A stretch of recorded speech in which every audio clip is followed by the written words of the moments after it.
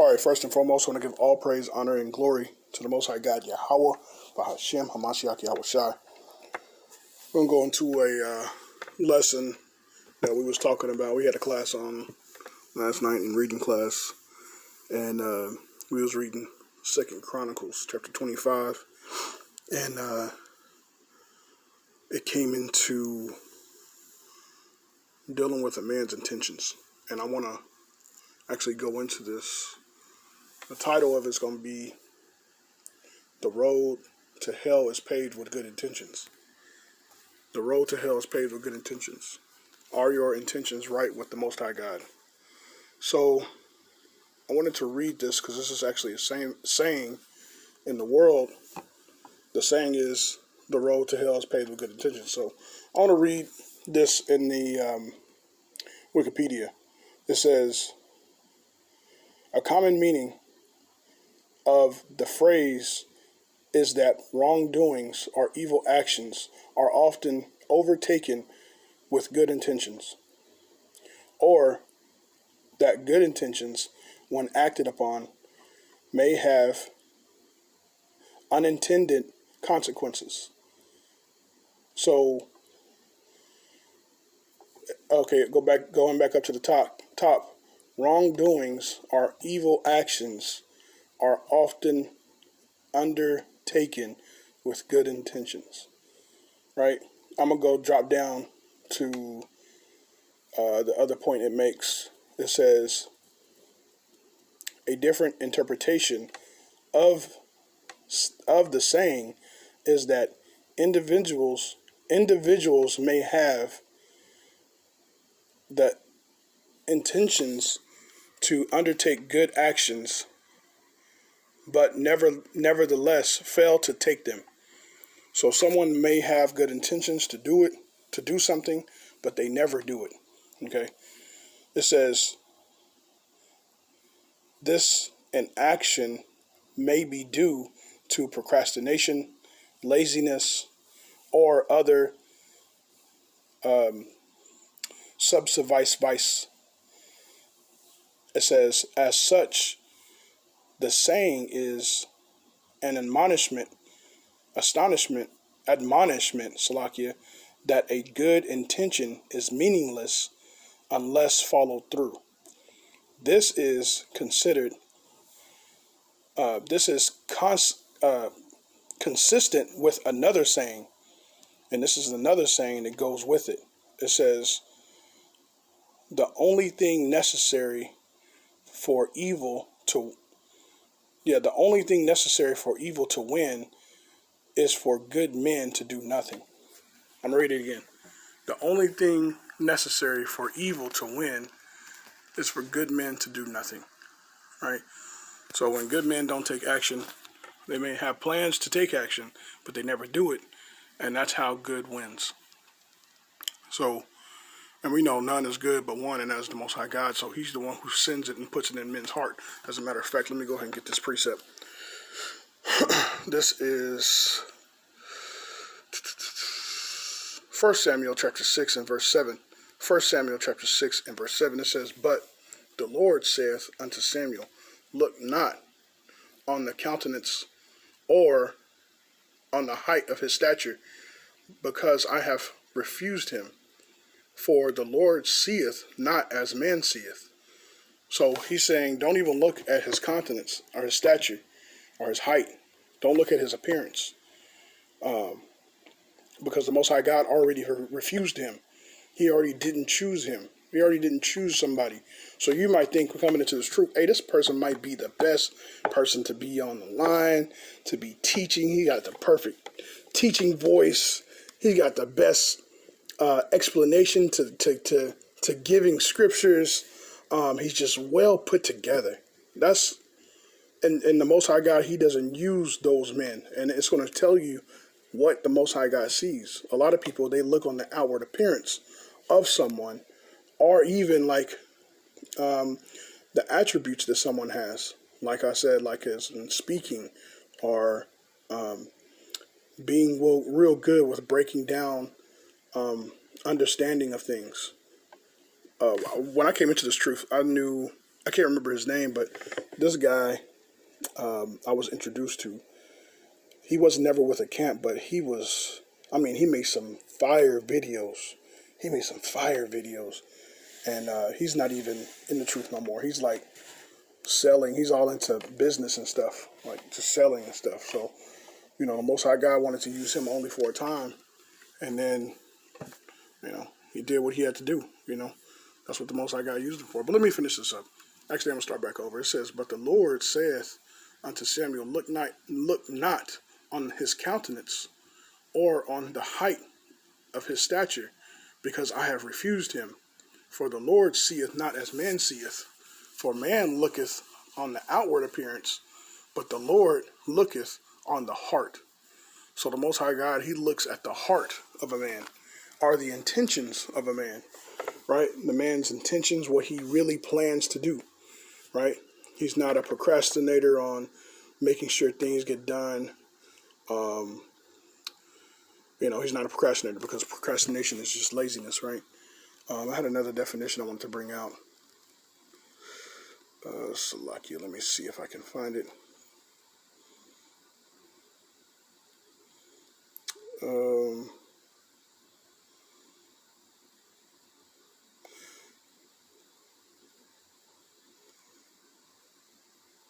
Okay, so this is because the Bible talks about provisions, making provisions, right?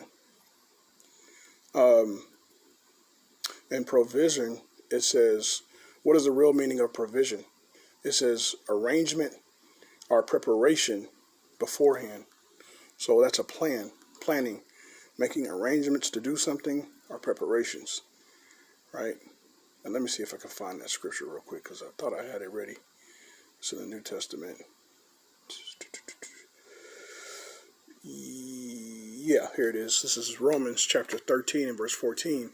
It says, "But put ye on the Lord Hamashiach Yahushai, and make not provision for the flesh to fulfill the lust thereof." So provision, you don't want to make plans to do something wicked. Like, let's say you smoking cigarettes. Like, I just bought a pack of cigarettes. I'm not going to throw them away right now. I'm just going to put it up underneath my mattress and then just wait. Just in case I have that urge and I can't shake it. I know where it is. I know where the pack of cigarettes is. That's making provisions for evil, for the lust of the flesh. Right? It's just one example. I'm sure there's many other good ones. But that's just making provisions of the flesh. So you don't want to make plans or preparations to do wickedness. And we already know, looking back at the stories, that's what we did as a nation. So we had to fall and be retaught again. But going back to the main point is your heart right with the Most High God? Right? This is 2 Chronicles chapter 25 and verse 1. It says, Amaziah was 25 years old when he begotten to reign, and he reigned 29 years in Jerusalem, and his mother's name was Jodian of Jerusalem. And he did that which was right in the sight of the Lord, but not with a perfect heart. He did that which was right in the sight of the Lord, but not with a perfect heart. So he didn't do it with a perfect heart, meaning, you know, he kept the laws of the Most High God, he kept the commandments, but he didn't do it with a perfect heart. So your heart, your intentions, your what you're doing, like your attitude behind doing it, is looked upon.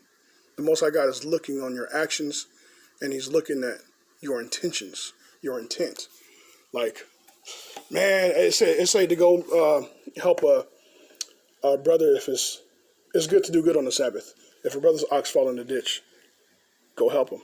You know, you don't want to have the attitude, man, this brother, man, I can't believe him. You know, you complaining and murmuring, and you got a bad attitude about it. But I did it though. But I did it. That's the type of thing that the Most High God is looking at. Yeah, you kept the laws, but how did you keep the laws? Right? like Officer Dahawam, he say, not that we have to keep it, but we get to keep it. So that's the type of attitude you really want to have, is that's a pleasure, that's a privilege on being chosen. It's a privilege to get to keep the laws of the Most High God. So, yeah, it's going to be written down that you did it, but your intentions, your attitude behind how you did it is also going to be taken into consideration. It's going to be taken in more consideration than you actually doing it. You know, you having a perfect heart to the Lord. I'm going to read verse 2 again. It says, and he did that which was right in the sight of the Lord, but not with a perfect heart. So his attitude, his mindset behind it, he didn't do it with charity. Charity, a lot of people mistake charity for money. Charity didn't become money until the New Testament. So it wasn't money. We already broke this down before. Money wasn't looked as charity, but it can be. But charity really, even though you help somebody, let's say you give somebody a meal that needed it, if you didn't do it with the right attitude, it's still not counted as charity. So let's say a brother is begging and he's dying on last leg, barely making it, and he needs something to drink, he needs something to thirst, yeah, you helped him, but I mean, depending on the attitude, whether you just shoved a glass of water in his hand and half of the drink spilt out, but he's still desperately drinking it, that type of heart is going to be taken into account on the day of judgment. You know what I mean? Whether you gave it to him with joy in your heart. So I'm going to read this since I said it. This is Deuteronomy chapter 28 and verse 47. It says, because thou servest not the Lord thy God with joyfulness, because you didn't serve the Lord with what? Joyfulness and with gladness of heart for the abundance of all things. So you're supposed to serve the Lord, your God. Everything that he told you you're supposed to be doing. Right? Submitting one to another, men submitting to men, women submitting to their husbands. If you're not doing that with joyfulness and gladness of heart, you're not keeping these commandments with joyfulness and gladness of heart, hey, it's all in vain at the end of the day. It's counted as nothing. So your heart is going to be taken into consideration. You got to be doing it with a perfect heart. So that's something, this is an important message, Lord willing. It does edify you brothers and sisters. This point of trying to, doing this lesson is that y'all can understand of keeping the commandments is one thing, but doing it with the perfect heart is another. So I don't want your actions to be labored in vain. I want you to make sure that everything counts, that you do it with all your might. That's why he says to do it with all your might, all your strength. Let me get it.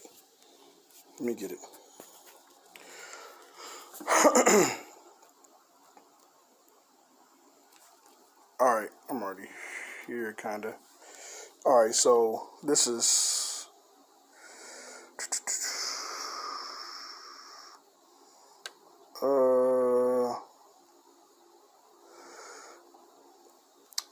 Ooh, wait a minute. Salakia. I thought I was in the right.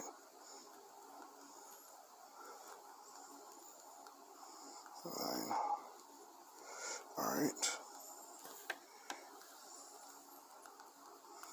This is Deuteronomy. I think it was Deuteronomy. Let's go to... No. Salakia.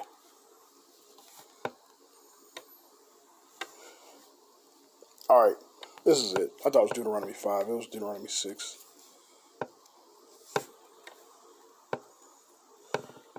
All right. Deuteronomy chapter 6 and verse 5. It says, and thou shalt love the Lord thy God with all thy heart and with all thy soul and with all thy might. Right? It says, and these words which I command thee this day shall be in thy heart. So you're supposed to do it with all your strength. And a lot of people think that strength just means physical. No, it's talking about emotional, spiritual, with everything that you can muster up. So it's not just talking about your physical abilities of doing push-ups and squats. That's not what he's talking about. Like, I'm going to do this. I'm going to pick up this speaker with all my might. That's not what he's saying. You do it with everything that you have in you. There was I had ran across the Spartan saying.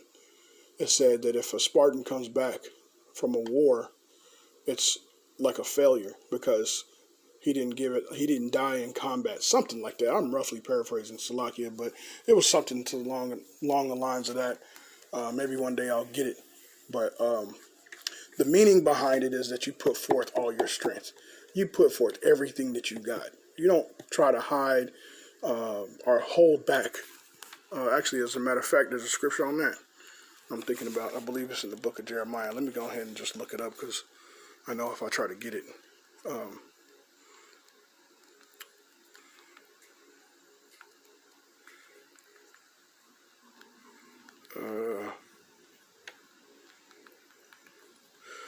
All right, this is Jeremiah chapter 48 and verse 10. It says, "Cursed be he that doeth the work of the Lord deceitfully, and cursed be he that keepeth back his sword from blood." So we know this isn't, the Bible is spiritual.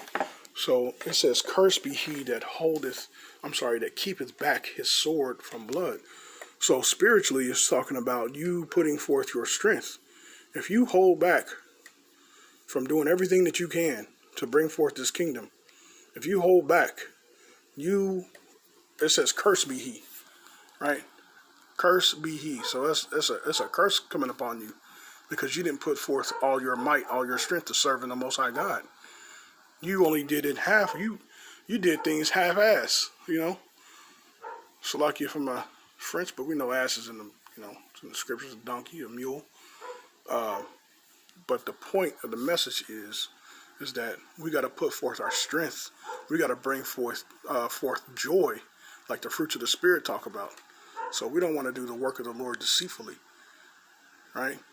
We got to have the heart, a perfect heart. And we know who else had a perfect heart, which was King David. And I'm going to bring that out.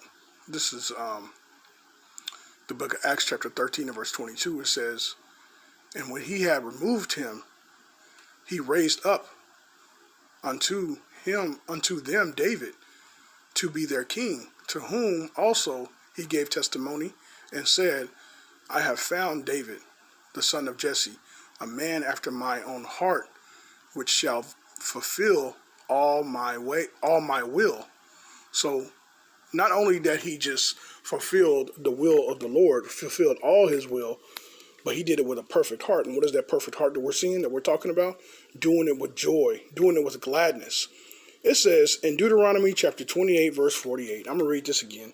It says, because thou servest not the Lord thy God with joyfulness and gladness of heart and the abundance of all things, these curses came upon us. So you see joyfulness, you see fruits of the Spirit in the fruit of the Spirit in the Old Testament. You see him talking about joyfulness and gladness. These are fruits of the Spirit, right? This is the fruit of the Spirit that we're reading, that we're really talking about. So we got to have the fruit of the Spirit when we do these commandments.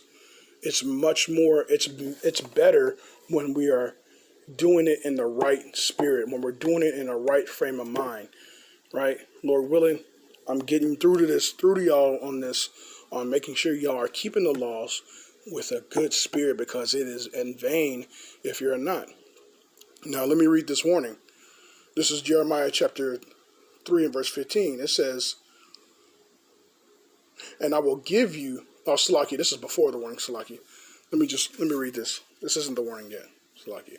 Jeremiah 3 and 15, "And I will give you pastors according to mine heart, which shall feed you knowledge and understanding." So the Most High God in the last days is going to give us these brothers that's going to feed us properly, that is according to his heart, right? Just like King David had the heart of the Most High God, right? There's the same men that are going to be up on earth. They're going to be following after these footsteps. They're going to have that heart. They're going to have that joy in their heart, putting forth their strength. It's not going to be done in vain. It's not going to be meaningless, right? We're not going to be doing it for filthy lucre or some other intentions behind our actions. We're not going to have like, I'm really secretly doing this because I heard that I can get another wife and I'm really trying to. That's not going to be their intentions. That's not going to be their heart. Their heart's not going to be doing that. We're going to be doing it with or without wives. We're going to be doing it with or without money. We're going to be doing it, right? And then Most High, He's going to put us through to see if we really, we're really about it. A lot of men, a lot of these men that are out there on the highways and byways, if not all of them, got stories to tell about how, sleeping in the car and didn't have no wife. My wife left me. My kids, they have all kinds of stories, man. So we're doing this not because of some worldly gain. These preachers out here, they're doing it. These Christian preachers, they're doing this because of money. Or they're doing this because they get tax exempts. Or they're doing this for some other fleshly reasons, carnal reasons. That's what they're doing it for. They're not doing it for the sole purpose of loving their people and loving the Most High God. That's not what they're out here doing it for. This is Jeremiah chapter 9 and verse 13. It says, And the Lord said, Salakia. And the Lord saith, because they have forsaken my law, which I set before them, and have not obeyed my voice, neither walk therein, but have walked after the imagination of their own heart, and after Baal or Baalim, which their fathers taught them. So we have the same people that are upon the earth today. They're walking after their own hearts and after their own lust. They're not walking after the obedience of the Lord. Salakia. Let me finish this out. Jeremiah chapter 9 and verse 13. Salakia. Okay, so it says, Therefore, thus saith the Lord of hosts, the God of Israel, Behold, I will feed them, even this people, with wormwood, and give them water of gall to drink. So He's gonna, curses are gonna come upon us because we're going after our own hearts, man. We're going after our own lust. We're doing this for our own selfish reasons, and not for how the Most High God told us to do, not for what the Most High God, He taught us how to love. You know what I'm saying? We think that we lean on our own understanding of how to love when He taught us how to love. He taught us how we're supposed to love. And we think we don't need to be taught how to love. I've been on this earth for 57 years, young man. You don't need to teach me how to love nothing. I've been knowing how to love. Well, according to the Bible, you don't know how to love. The Bible teaches us how to love properly. And we, as men, gotta be understanding to lean on something greater than us.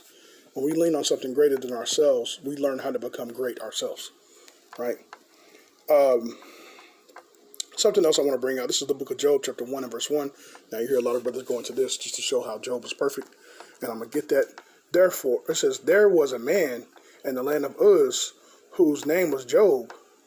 And that man was perfect and upright, and one that feareth the Lord and eschewed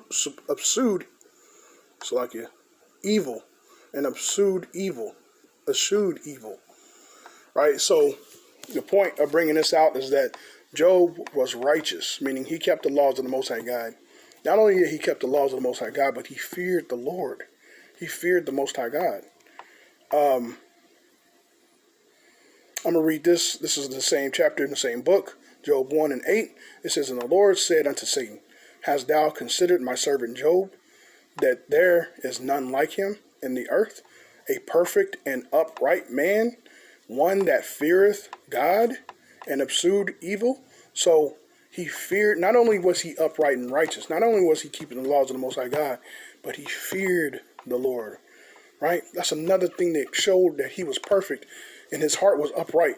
His heart was right with God because he feared the Lord. He was obedient to the Most High God, even though he was around nations that were wicked. way wicked, that was just crazy wicked, he still feared the Lord, right, by keeping the laws. Let me show you another reason, like another way of showing how Job's heart was perfect. I don't think a lot of brothers bring this out too much, but this is Job chapter 42 and verse 10. It says, and the Lord turned the captivity of Job when he prayed for his friends. Also, the Lord gave Job twice as much as he had before. So why did the Most High God turn the captivity of Job? Because he prayed for his friends. He kept the laws of the Most High God. It's love thy neighbor as thyself. He didn't just pray for himself. He prayed for his brothers and sisters, right? He prayed for those that feared the Lord as well, right?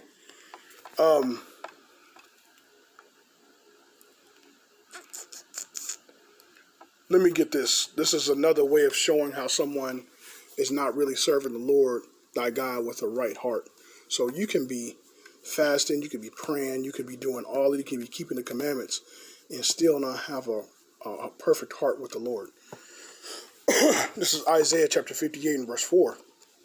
Behold, ye fast and strife and debate, and to smite with the fist of wickedness. Ye shall not fast as ye do this day, to make your voice to be heard on high. Is it such a fast that I have chosen? So this is saying that a lot of times when we fast and pray to the Most High God, we fast to be a better debater, to be better at arguing, to be better at. I want to fast to win an argument, to show that I'm smarter than a brother, to show that I'm better, that I'm right. I have the right to be looked at as someone to follow. That's the ultimate. It's a selfish reason. It's a pride, right? It's not a good reason to fast. They were fasting to win arguments and debates. So that is not how we should be doing. That's another warning how we should not be when we're coming to serve the Lord. We want to please the Most High God with a good heart, with a perfect heart, and the only way that we can do that is by having good intentions, doing it with a good attitude. There's a saying in the world: attitude is altitude, right? Attitude is altitude, and that has a truth to it. Your attitude can dictate your altitude with the Most High God if you come with the right attitude, right? If you're doing it just because you're told to do it, and you got a sluggish manner and attitude about it, and it's just ugly and it stinks, and nobody want to be around that, right? Your face is all distorted because you don't want to. I just don't want to do this, but I got to because I'm commanded to. That's not the right type of attitude, right? If anything, if y'all don't walk away to anything, man, walk away with that. It's the whole meaning of this lesson, is to have the right type of attitude about keeping the laws of the Most High God. Not that you have to keep it, but you get to keep it. Have that positive attitude, man, and that's going to take you far. Sometimes that type of attitude is it's going to take time for you to actually achieve it, but that's something for you to work on, because a lot of people might not think that they have anything to work on either, but you do. Let me get this last precept. It's kind of long, but it's in 1 Corinthians 13. I spoke about it earlier, but this is just to sum everything all up. This is 1 Corinthians chapter 13 and verse 1. It says, though I speak with the tongue of man and of angels, right? You're speaking with tongue of man, and you got the Lashawam Kodash also. It says, and have not charity, I am become as sounding brass or a tinkling cymbal. So you just making noise because you don't have charity. If you're not coming with good intentions, if you're not coming with the right type of attitude of really truly loving your brother, and you want to see them strive and succeed and do better, you are become as sounding brass. You are vain. You are nothing. You're just making noise. Verse 2, and though I have the gift of prophecy and understand all mysteries and all knowledge, and though I have all faith, so that I could remove mountains, and have not charity, I am nothing. So let's take it back up to the top on verse 2. It says, and though I have the gift of prophecy, which is huge, right? You can break down this Bible, you can understand it, because we know that prophecy ultimately, spiritually, is talking about Christ and how the works that he done, the testimony, and he comes in the volume of the book. And to be able to tell the forecomings, the events that's coming up on this earth, it says ultimately that I am nothing. But you can do all that. You can do all that. You can break down prophecy, break down the mysteries. It says, and understand all mysteries. All mysteries, brother? It say all mysteries. I don't know one person I know brothers that got some good mysteries, right? They got some mysteries of the Bible, but it say all mysteries. You can understand all mysteries and all knowledge, and though I have all faith, all the faith. Hey, it's a meme about Chuck Norris. It say Chuck Norris is like, you know, the ongoing jokes about Chuck Norris, like he's like unstoppable, right? It's mean. He says somebody asked Chuck Norris how many push-ups he can do. He said all of them, right? I remember Officer Aharon, he brought that to the camp. That was crazy. That was funny. How many push-ups can you do? All of them. Man, come on, bro.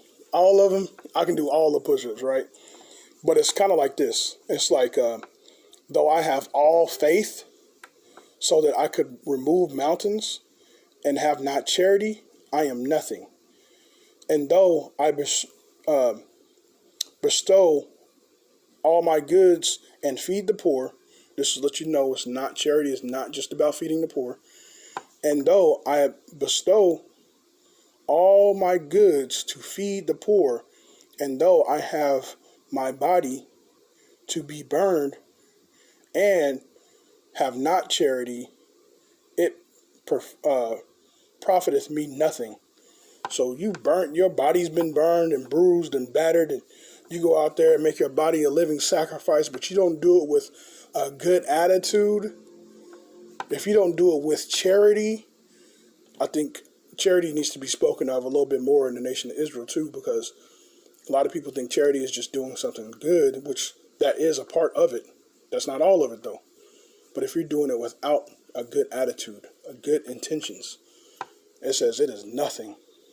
It profiteth me nothing. Right? You go out there and feed the homeless, you go out there and feed the poor every week, and you don't do it with a good attitude, it's nothing. Verse 4. Charity suffereth long, and is kind. Charity envieth not. Charity vaunteth not itself. It is not puffed up. I'm going to jump down to verse 8. Charity never faileth, but whether there be prophecy, they shall fail. So what is it saying? There's going to be a point in time where all the prophecies is going to be done. There's going to come a point in time when Christ is going to return and all the prophecies has been fulfilled. Right? So charity never faileth though. But whether there be but whether there be prophecy, they shall fail. Whether there be tongues, they shall cease. So there's going to come a point in time where you got a lot of languages out here spoken. You got a lot of different dialogues that are out here spoken on the earth. There's going to come a point in time where it's going to cease. We're all going to start speaking one language at one point again. It says, whether there be knowledge, it shall vanish away. Salaki. Just a second.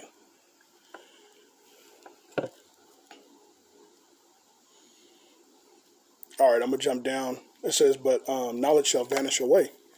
But back at the top of verse 8, charity never fail. Charity never faileth. I'm going to jump down to verse 13. It says, and now abideth faith, hope, charity. These three be the greatest. Of these is charity. It says Slakia, but the greatest. I'm going to read that again. Slakia. It says, but now abideth faith, hope, and charity, these three, but the greatest of these is charity. The Bible says the greatest of faith and hope and charity is charity. That should tell you how much the Most High God loves charity, loves your attitude. When you come to the Lord to serve the Lord with a good heart, with a good attitude, that is having a perfect heart with the Most High God. Right? So Lord willing, y'all brothers and sisters was edified. I want to give infinite honor, infinite praises, and infinite glory to the Most High God, Yahweh, Bahashem, Hamashiach, Yahushua, Shalom, Ma'abarak, Mashpaka.